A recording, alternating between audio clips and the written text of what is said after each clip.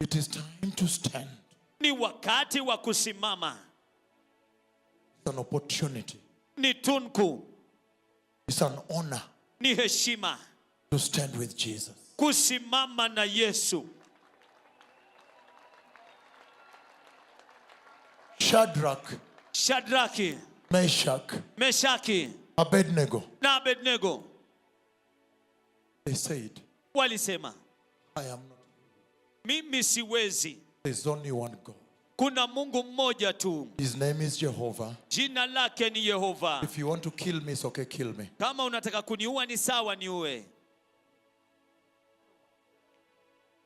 Oh yes. Oh ndio. That is where the church has now arrived. Hapo ndipo ambapo sasa kanisa limefika. Where now you must stand for the Lord. Mahali ambapo sasa lazima usimame kwa ajili ya Bwana. Because you know that only Jehovah is God. Kwa sababu wewe unajua ya kwamba Yehova tu ndiye Mungu.